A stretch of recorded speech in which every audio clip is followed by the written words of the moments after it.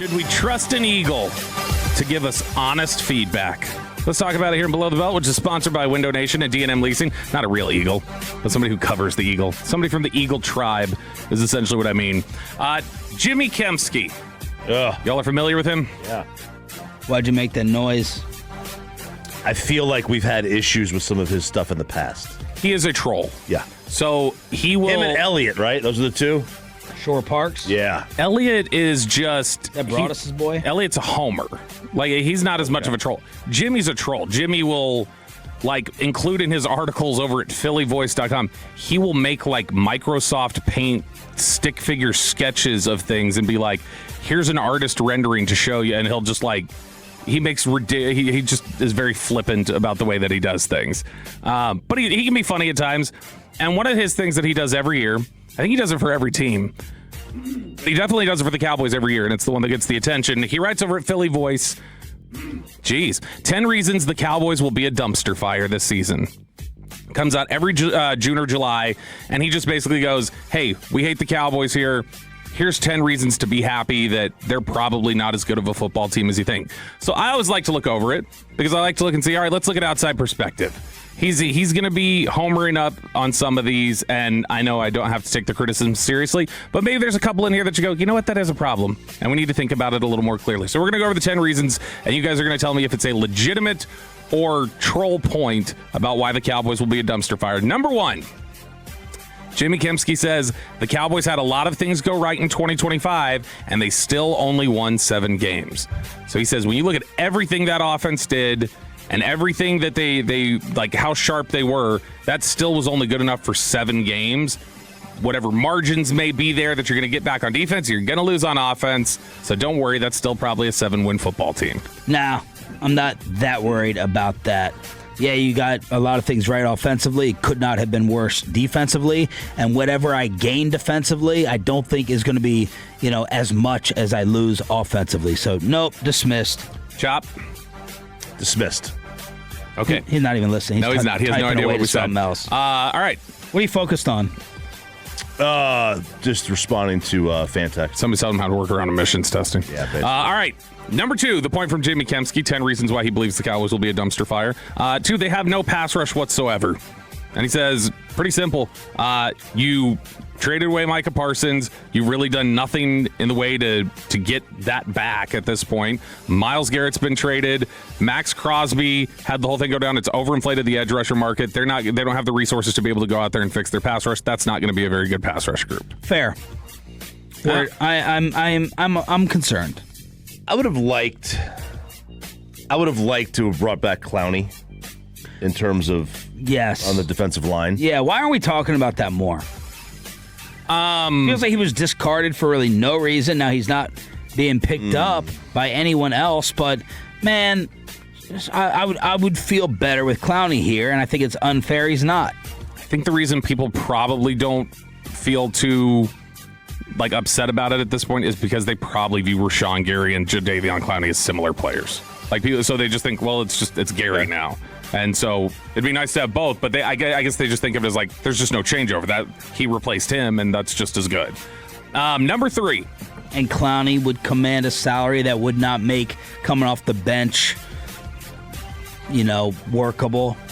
He's going to get $10 million-ish? I think I just think he wouldn't want to be just like a handful of snaps a game, like 5-6 snaps a game, and it didn't sound like Christian Parker felt like he could fit in the defense full time. And Ezeraku should have that spot. I mean, I thought so last year, but it clearly didn't work out. He's supposed to be. That's the guy they're really banking on. They're banking on Ezeraku as a pass rusher taking a jump, which is a lot to bank on when you're talking about he just had surgery on his hip. Number 3 on the 10 reasons from Jimmy Kempski why he believes the Cowboys will be a dumpster fire. The cornerbacks got roasted last season. The Cowboys' top returning quarterbacks this season, in whatever order you prefer, are Deron Bland, Savone Revel, Kalen Carson, and Reddy Stewart. Here's how those guys fared when they were targeted, and he just lists the passer ratings, which are ridiculous. Who do you think had the best passer rating against of those 4? Of Stewart? Bland, Revel, Stewart, and Carson. Stewart. It was Stewart by a pretty considerable margin. I know ball. Didn't allow a touchdown last year, Reddy Stewart. So he says it's a cumulative 109.6 opponent passer rating, and you brought a bunch of those guys back. I'll let you take this one first, given your Expressway comments. They need a lot of help in that secondary. I am not looking forward to what's going on back there. I think these guys are largely... This is a wild card group.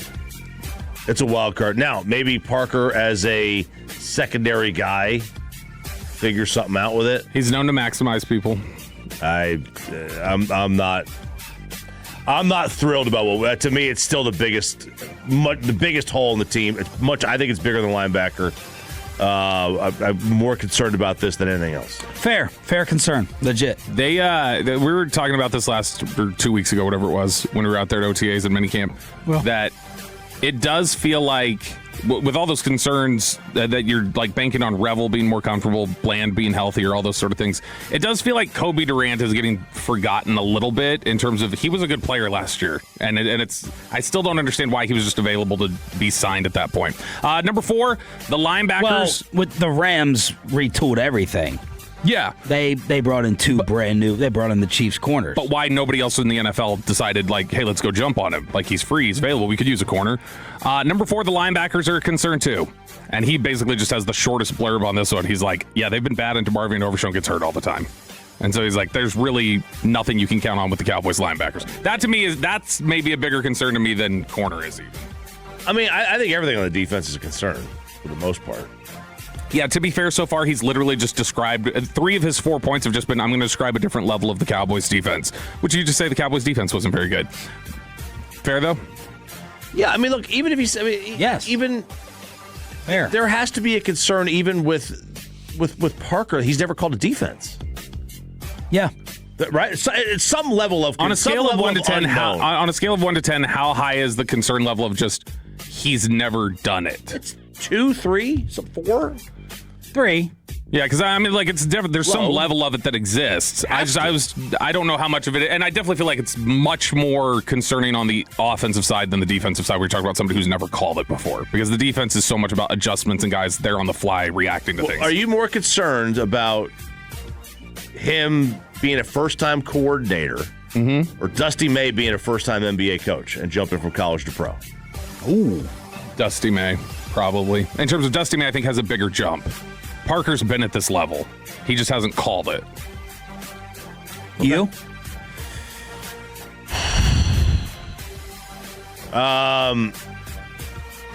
Part of me is blinded by the head coaching's head. If you could head coach, I think I need you to head coach somewhere before you can be a head coach anywhere. But there is a jump. There's no doubt. It's a different game. I'll say May. I'll say May.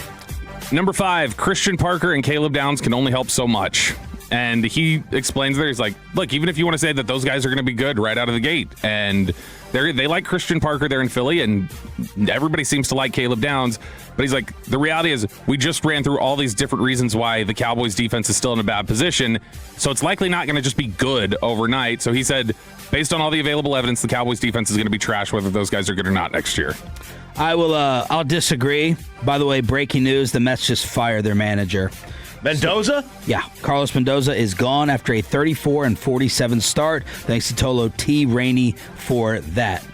No, I'm going to liken this, and this is going to be an insult, but I think it's a good analogy, to my kids' Little League team. Whereas I saw my kids... The Army of 9?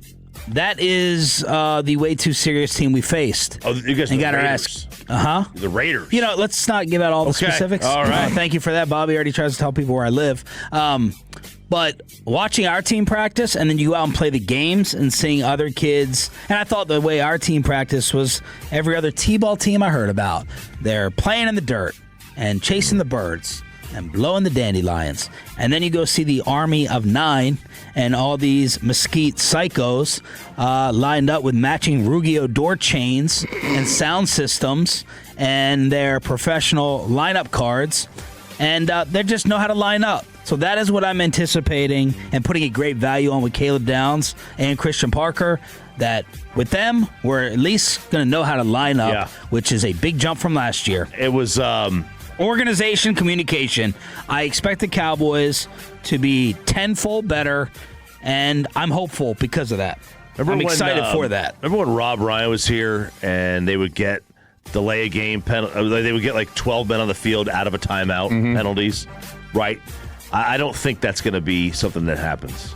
Now you may have like the first couple of weeks, you may have like a fire drill kind of thing because it'll be the first. There will couple be of growing weeks. pains. The first few weeks we'll have problems. But as the year goes on, I think you're going to see, like Sean said, more like kind of adults taking control. The 10 reasons the Cowboys are going to be a dumpster fire, according to Jimmy Kemsky. Number 6, the tackles.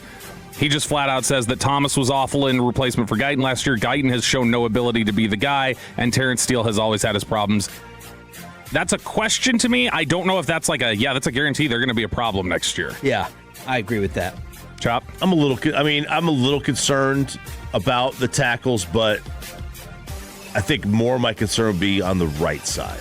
Number 7, the Cowboys have another high-profile contract situation as always. He believes that one of the reasons they could be a dumpster fire this year is the distraction of the contract situation, which so far the early returns say no, as Pickens seems okay. Yes. I do think it could be something.